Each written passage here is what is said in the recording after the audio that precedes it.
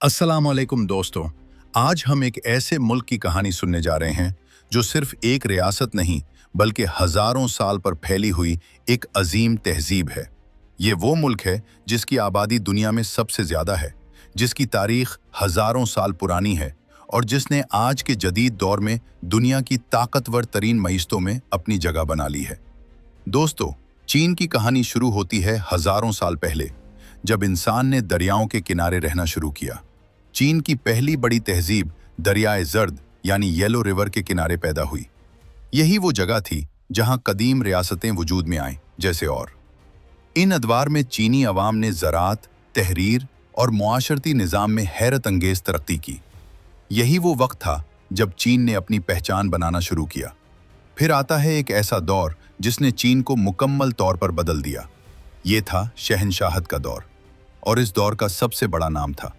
इसने पहली बार चीन को एक मुत्तहिद मुल्क बनाया, मुख्तलिफ रियासतों को एक निज़ाम के तहत लेकर आया और एक अजीम मंसूबे की बुनियाद रखी। दोस्तों, एक दिलचस्प हकीकत यह है कि दीवार चीन एक ही वक्त में नहीं बनी, बल्कि उसे मुख्तलिफ अदवार में बनाया गया और मजबूत किया गया। ये दीवार न सिर्फ दिफा के लिए थी, बल्कि चीन की ताकत की अलामत भी बन गई। चीन सिर्फ जंगों और बादशाहों की कहानी नहीं, बल्कि इल्म और ईजादात की भी कहानी है।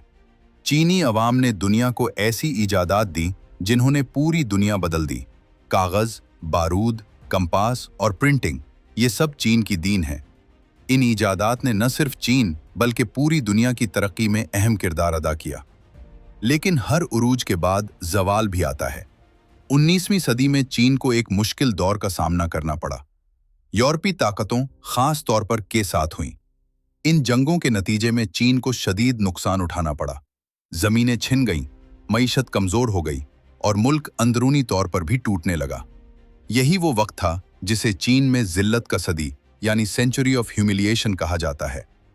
लेकिन फिर तारीख ने एक नया मोड़ लिया। 1949 में एक इनकलाब आया जिसकी क़यादत ने की। इस इनकलाब के बाद एक नया चीन वजूद में आया, पीपल्स रिपब्लिक ऑफ चाइना। यहां से चीन ने कम्युनिज्म का निज़ाम अपनाया और एक नई सिमत में सफ़र शुरू किया।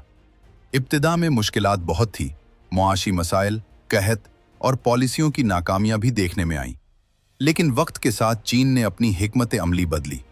ख़ास तौर पर 1970 के बाद चीन ने इक़्तिसादी इस्लाहात शुरू की, जिसके नतीजे में मुल्क ने तेज़ी से तरक्की करना शुरू किया। आज चीन दुनिया की दूसरी बड़ी मईशत है। ये बात आलमी इदारे जैसे की रिपोर्ट्स में बयान की गई है।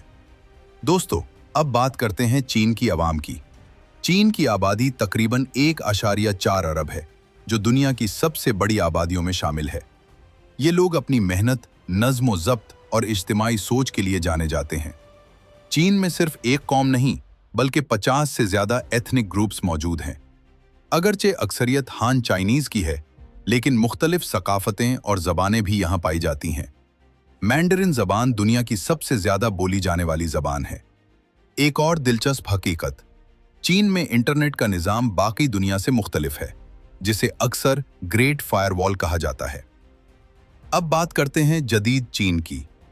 आज के चीन में आपको ऐसे शहर नजर आएंगे जो किसी फ्यूचरिस्टिक फिल्म का मंजर लगते हैं, जैसे और ऊंची इमारतें, तेज रफ्तार ट्रेनें और जदीद टेक्नोलॉजी। ये सब चीन की तरक्की की मिसालें हैं। एक अहम हकीकत, चीन ने गुज़श्ता चंद दहाइयों में करोड़ों लोगों को गुर्बत से निकाला। ये भी की रिपोर्ट से साबित है। दोस्तों, आज चीन सिर्फ एक मुल्क नहीं बल्कि आलमी ताकत है। वो तिजारत, टेक्नोलॉजी और सियासत में अहम किरदार अदा कर रहा है। प्रोजेक्ट्स जैसे बेल्ट एंड रोड इनिशिएटिव इसकी आलमी हिकमत अमली का हिस्सा हैं, जिसके जरिए चीन दुनिया के मुख्तलिफ ममालिक से जुड़ रहा है। लेकिन एक बात बहुत ज़रूरी है, अक्सर लोग चीन के बारे में खुफिया राज, पोशीदा मंसूबे या दुनिया पर कब्जे की बातें